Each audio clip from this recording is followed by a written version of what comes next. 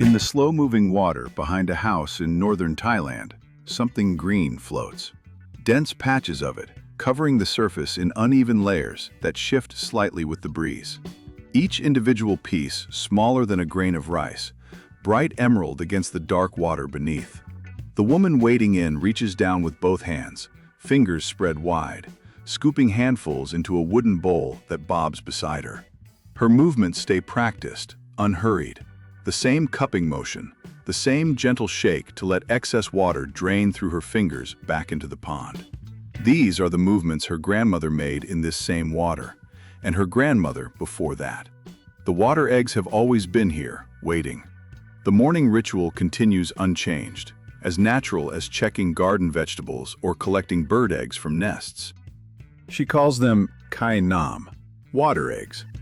The name fits when you see them clustered up close. Tiny green spheres, each one so small that dozens could sit comfortably on a single fingernail. They float together like living caviar, but weightless on the surface tension. No visible roots trail beneath most species, no stems anchor them to anything below.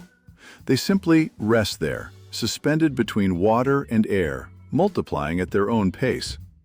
Wolffia globosa remains one of the principal species eaten as water eggs throughout Southeast Asia.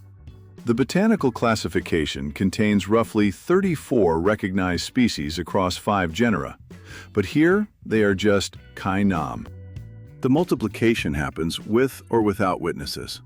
Under favorable conditions, duckweed biomass can double within approximately 48 hours. What appears as scattered green dots on Monday morning becomes a continuous carpet by Wednesday afternoon. The coverage thickens again by Friday evening. This process continues in cycles, governed by temperature, nutrients dissolved in the water, and available light penetrating the surface.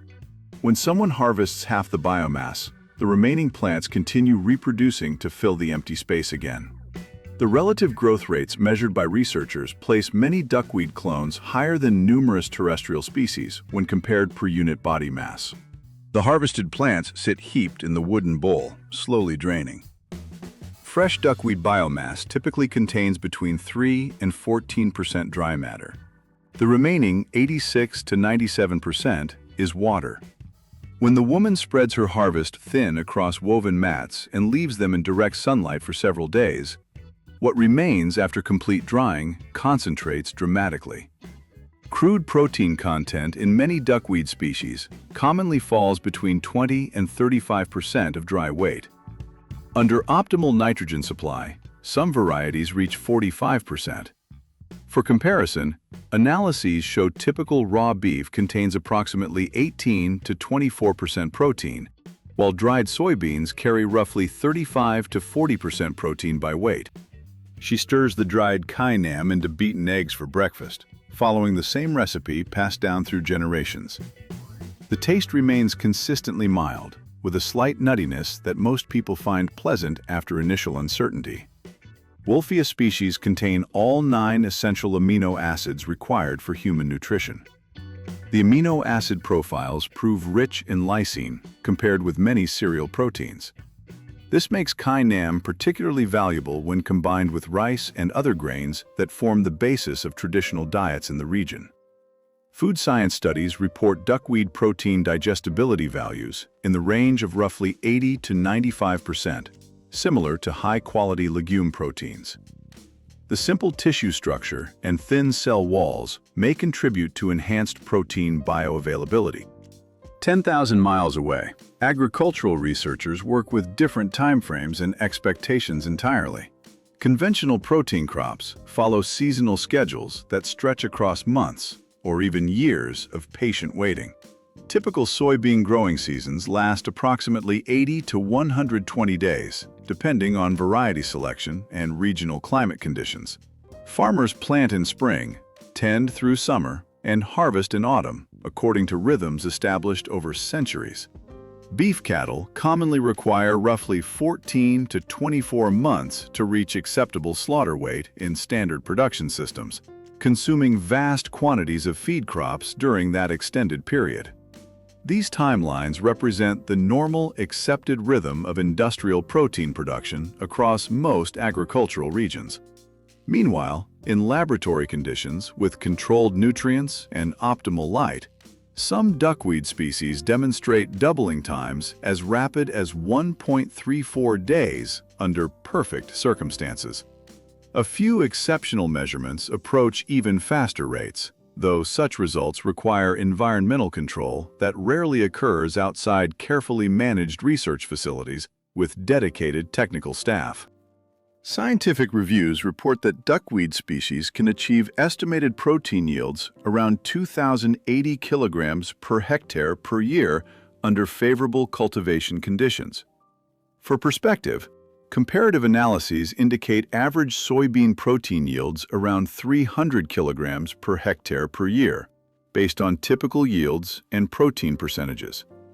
The calculations assume continuous cultivation and frequent harvesting to maintain near-optimal growth rates throughout the production season. Under controlled European greenhouse conditions, food science research has modeled protein yields in the range of 10 to 18 tons per hectare per year for intensively managed duckweed operations.